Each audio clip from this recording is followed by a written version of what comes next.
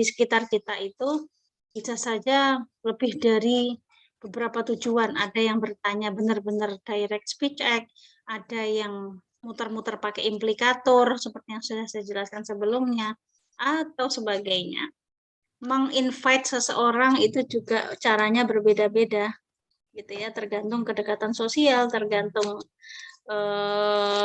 power yang dimiliki seseorang kepada orang lain, ya. Menginvite tapi sifatnya memaksa, itu kan karena dia punya power, status sosialnya lebih tinggi dari yang diundang misalnya, itu bisa saja. Datang ya, kalau nggak datang ya rugi loh misalnya. Saya semacam ada invitation tapi sekaligus ada ancaman. Nanti main di luar, tapi jangan ribut. Matiin dulu TV-nya sudah. Ya, oke. Tidak bisa benar ajar. Oke, saya lanjut. Ada dua contoh kalimat di sini, you're fired dengan you're crazy. Nah, kalimat ini sebetulnya mengandung makna apa sih? Apologize kah, complain kah, compliment kah, invitation atau yang lain. Ini semacam sebuah pernyataan tetapi tergantung juga lagi dengan tujuannya. Ketika ada you're fired, ini siapa yang mengucapkan kepada siapa? Ada seseorang yang punya kuasa, punya hak untuk memecat atau merumahkan orang lain. Misalnya, wah ini berarti bosnya. Ya, asumsi kita begitu, ya kan? Oke, kemudian di slide berikutnya yang ada di hadapan Anda sekalian, ada three related acts. Jadi dalam kajian speech act atau tindak tutur itu ada tindakan-tindakan yang maknanya tiga ini kategorinya. Ada yang pertama yaitu lokusi, illocutionary act, illocutionary act, dan perlokusi atau perlocutionary act. Jadi kita bahas satu persatu maknanya. Jadi saya memberikan, bukan saya yang memberikan ya, tapi saya quote dari sumbernya buku Georgiou Pragmatic yang ada di Anda juga sudah soft file-nya, PDF-nya rasanya ya. Satu kalimat yang sama ketika dilarikan ketiga kategori tindakan ini, maknanya bisa berbeda-beda, situasinya jadi berbeda.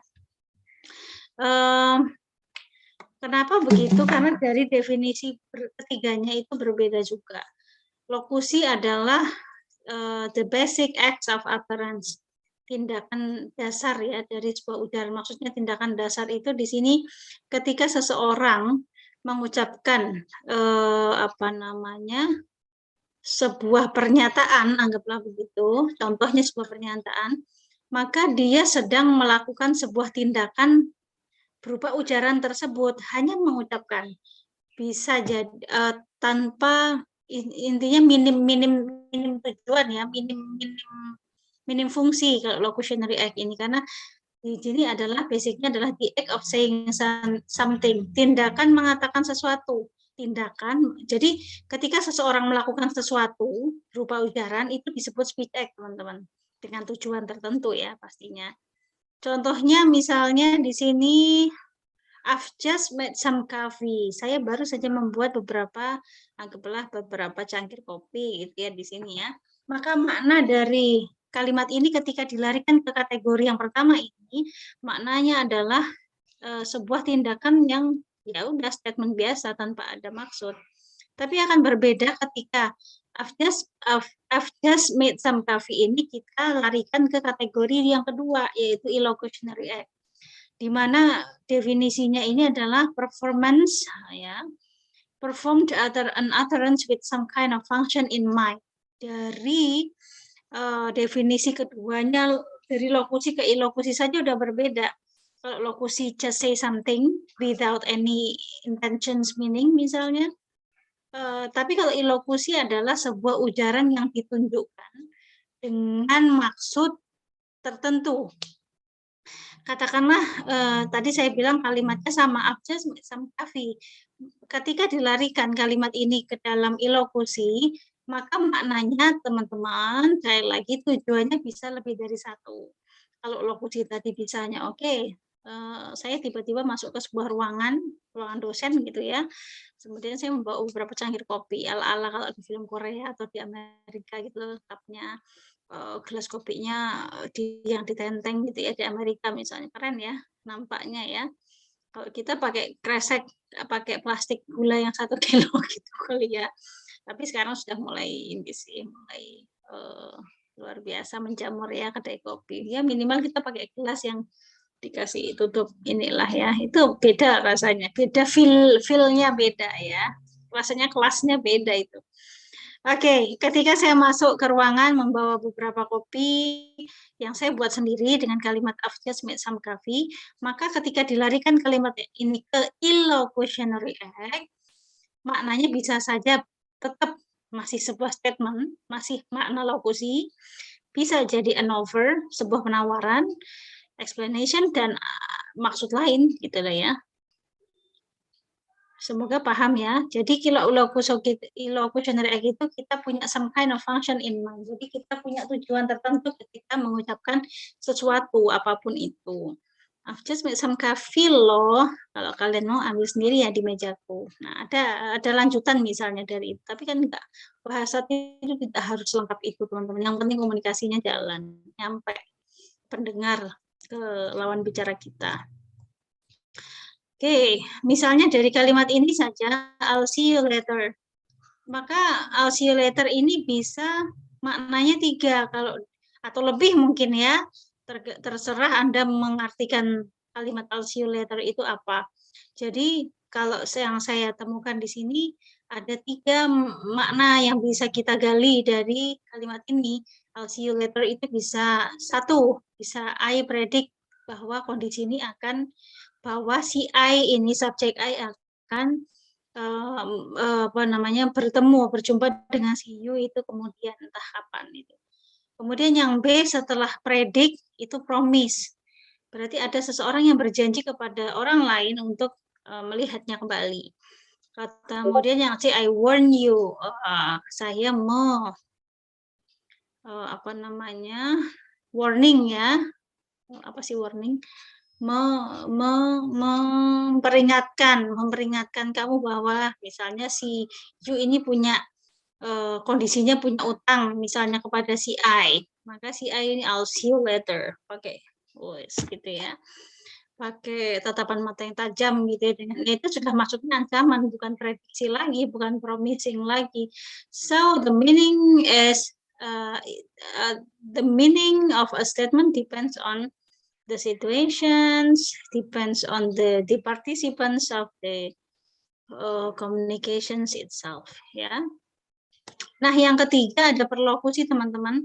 Apa sih perlokusi? Adalah efek ya. Efek dari ilokusi. Maksudnya efek dari ilokusi begini. Dia cenderung kalau ilokusi itu kan kepada yang bertutur itu, misalnya saya bertutur I'll see you later tadi, maka identifikasi dari maksud saya itu saya yang tahu gitu. Nah, tapi bisa ditebak oleh lawan bicara saya di ranah perlokusi.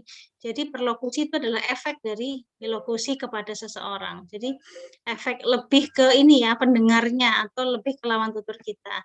Jadi ketika kalimatnya sama persis, I've just made some coffee, maksud si speaker, maksud saya yang mengatakan kalimat ini bisa saja menawarkan kepada pendengar saya atau teman saya to drink coffee yang I've just made, gitu ya, yang saya sudah buat tadi, minum gitu ya. Jadi efeknya seperti apa gitu ya. Jadi sebuah tindakan yang mempengaruhi seseorang untuk melakukan apa yang kita inginkan, kadang-kadang tanpa harus kalimat perintah misalnya.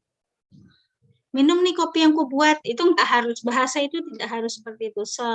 Semakin kita menjadi melakukan indirect speech act, itu semakin baik sebetulnya. Jadi kualitas berbicara kita itu nampak di sini. Saya buat kopi, tapi kan susah. Kadang-kadang orang menerka ini, orang nawarin apa suruh beli atau cuman ngomong aja, cuman mau pamer misalnya gitu ya, katakanlah begitu. saya baru beli emas sekilo misalnya, kayak beli gula aja ya, beli emas sekilo gitu, ini mau pamer atau mau dijual kembali nih ya kan? Mau menunjukkan apa orang ini? Kita harus, nah Miss kemudian bagaimana caranya mengidentifikasi maksud seseorang, ini kan susah-susah gampang, tapi ada caranya teman-teman. How can speakers assume that intended illusionary force will be recognized by the hearer? Jadi bagaimana ujaran kita, ujaran si speaker itu bisa diidentifikasi dengan ya cukup baik lah ya oleh pendengar lawan bicaranya, yakni dengan beberapa hal di sini ada IFID yang saya bilang di depan tadi, illocutionary force indicating device, dan kemudian yang kedua yaitu felicity condition. Nah, IFID itu sendiri ada beberapa poin. Yang pertama ada performative verb, kemudian word order, stress or intonation, and etc. And then voice quality. Jadi ketika mau meraba istilahnya ya, mau meraba makna seseorang ketika dia berbicara, itu bisa dengan 3 hal ini caranya. Oke. Yang pertama dengan performative verb. Performative verb itu apa sih? Kata kerja intinya. Kata kerja yang sifatnya sudah bisa kita rasakan maknanya. Pasti. I warn you, I assert you, I command you. Nah itu kita sudah paham itu ya. I warn berarti seseorang ini lagi memperingatkan saya nih akan satu hal. Nah itu selesai sudah di situ. Atau dengan cara lain dengan word order. Stres, tekanan pada satu kata atau satu silabel tertentu, dan juga intonasi. Ketika seseorang bertanya, meskipun itu kalimatnya afirmatif atau kalimat positif, ya, maka kalimat positif atau afirmatif itu bermakna pertanyaan. Enggak percaya? Nih contohnya di poin A, B, dan C. Di mana ini? Di poin A, ketika ada kalimat you're going dikasih tanda seru, maka kita sudah paham bahwa ini adalah sebuah perintah. You're going, kamu pergi saja, maksudnya gitu. Tapi ketika di kalimat B, ini agak janggal sebetulnya, tetapi kalimatnya kan tetap ya, tetap apa namanya, tetap positif atau afirmatif ya. Tetap statement you're going, tapi ada tanda tanya di belakangnya, maka kita membacanya dengan intonasi pertanyaan. You're going, jadi poin contoh di B dan C itu maknanya sama teman-teman, pertanyaan. Akan tetapi saya bilang berkali-kali bahwa pragmatik itu tidak mendahulukan kesempurnaan grammar. Bukan berarti lantas kemudian ketika berbicara di ranah pragmatik kemudian grammar kita, word order kita berhambur, bukan itu lah ya. Bukan maksudnya di situ. Tetapi bagaimana identifikasi pada satu hal, misalnya ini dalam kasus ini adalah kalimat statement, you're going, tapi ketika diberi intonasi, you're going, pergi enggak? Gitu. Itu sama dengan are you going? Gitu. Ya. Kemudian yang terakhir ada voice quality, kualitas suara. Tinggi, nada rendah, panjang pendek pada satu apa namanya ya, satu kata yang ditekan di bagian tertentu, antara girlfriend dengan girlfriend itu beda, satunya pacar, satunya teman dekat perempuan. Nah itu penekanan stres saja yang digeser maknanya berubah. Ini bisa ke ranah morfologi ya sebetulnya yang barusan saya bilang.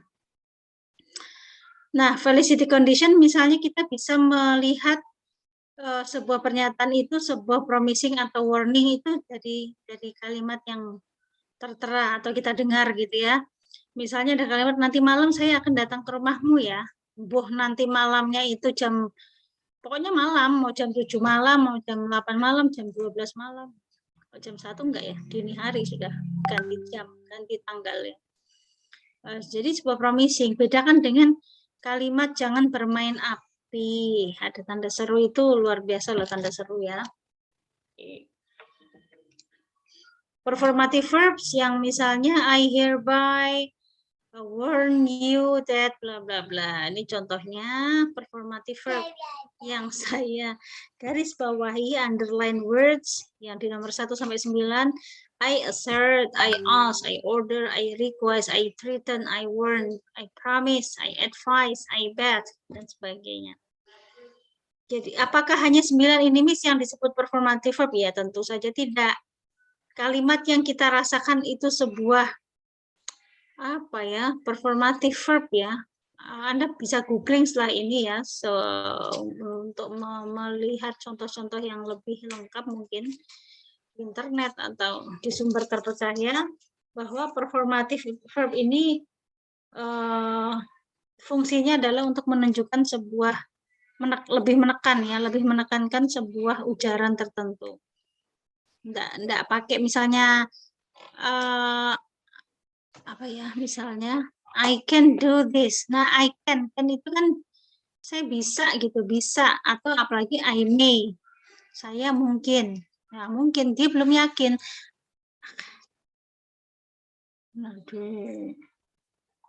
Sudah fokus ke layar Anda saja. Ini kalau saya suruh berhenti naikin badan saya ini ya dia akan lebih heboh secara verbal. Ini ngapain? Ya, aduh. Iya, ngajar sambil ngomong anak ya, teman-teman ya. Iya, mungkin di rumah sana ada yang punya adik kecil begini ya lagi. Ya begini sudah tingkahnya ya. Tadi di jam pagi juga tiba-tiba dia masuk, saya enak-enak ngajar gitu ya, minta susu. Ini sekarang enggak tahu apa lagi tingkahnya. Oke. Promise ya dan sebagainya itu performative verb. Misalnya clean up this mess itu kan kalimat direktif yang siapa nih? Siapa seseorang ini yang berani menyuruh orang membersihkan mess ini gitu ya. I order you that bla bla bla. Gitu ya. Nah, kita ke sini teman-teman karena ini juga tidaklah pentingnya yaitu speech classification. Kalau yang lokusi, ilokusi, perlokusi adalah kategorinya. Kategori dari speech act, maka yang akan saya jelaskan ini adalah klasifikasi dari speech act itu sendiri, tipe lah ya. Ini berdasarkan teorinya Shirley, ya, yang dimana ada declarations, representative, expressive, directive, commissive. Oke, saya jelaskan satu persatu dengan singkat ya, padat dan mudahan jelas ya. Dia deklaratif, dari kata declare-nya aja itu sudah merupakan definisinya adalah speech act that change the word via their utterances, merubah sebuah tindakan melalui tuturan yang merubah situasi ya tertentu melalui tuturan yang kita ucapkan atau seseorang ucapkan. Contohnya kalimat you're out. Kalimat you're out di sini tidak sembarangan orang tentunya yang bisa mengucapkan.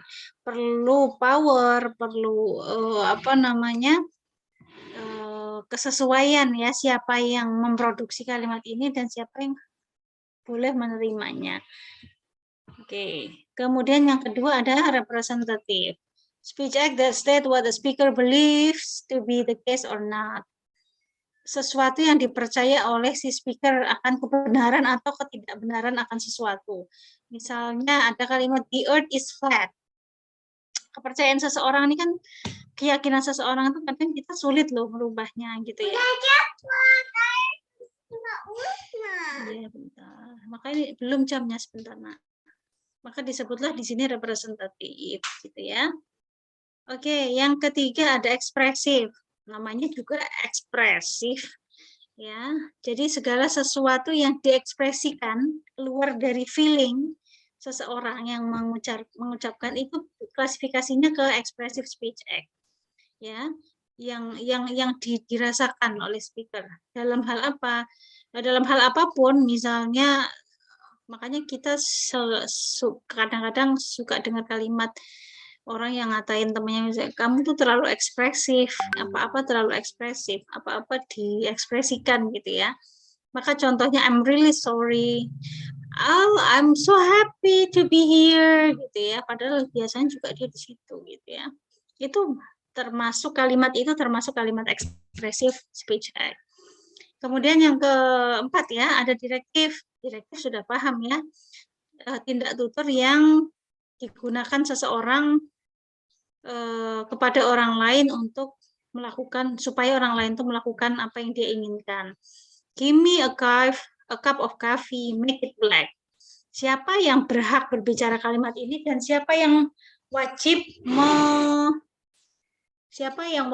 menjalankan perintah dari orang yang mengucapkan kalimat ini. Dan kondisi atau speech event, situasinya bisa jadi Miss Ririn sedang ke kafe, kemudian meminta cup of coffee dan buatlah menjadi lebih hitam, atau anggaplah di sini tanpa gula misalnya. Maka saya berhak itu untuk mengucapkan ini karena saya pembeli. Pembeli adalah raja, sehingga penjual harus menuruti apa yang diinginkan. Sepanjang itu logis ya dan sesuai. Saya datang ke warung kopi, tapi saya pesennya selain kopi atau yang tidak ada di situ ya yang trouble, yang bermasalah yang datang gitu ya. Kemudian yang terakhir ada komisi, speech act that speakers use to commit themselves to some future action.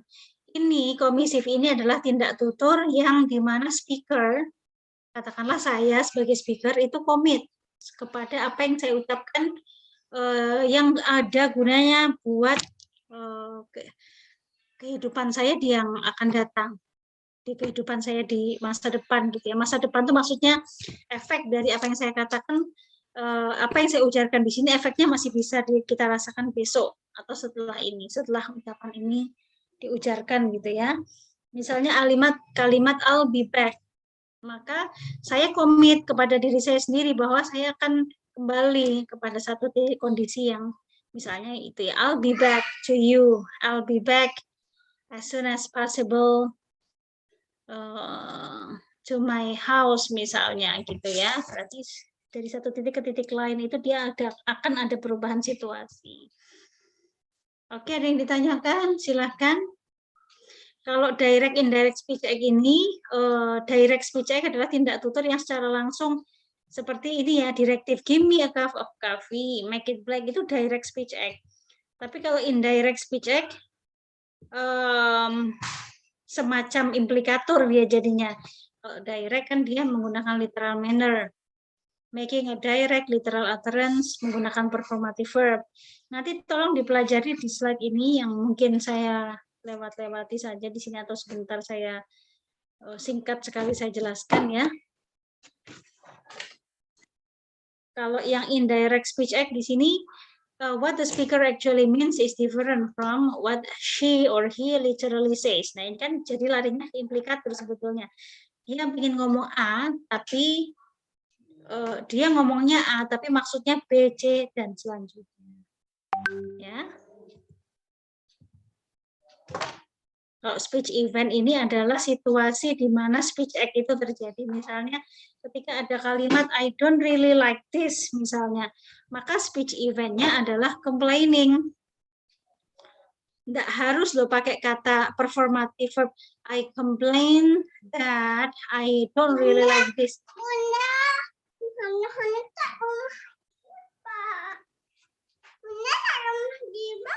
Sebentar. Nggak boleh ribut. Bunda bilang kalau ngajar. Nggak, mau jemput Mbak Usna aja nanti. Sebentar ya. Oke, jadi nggak bisa ribut. Apa jadinya apa kalau Bunda ngajar tidak boleh ribut kan? Coba TV-nya matikan dulu sebentar. Bunda ngajar ini sebentar lagi. Hani, sebentar ya. Jadi teman-teman ini ketika ada kalimat I don't really like this, maka speech event-nya adalah complaining. Misalnya nanti ada kalimat lagi. Coba sih sama nggak bisa. Nah ini ada kakak-kakak banyak itu lagi belajar. Misalnya ada kalimat oh you are so beautiful. Itu masuknya ke compliment, bukan complaining. Nggak ada.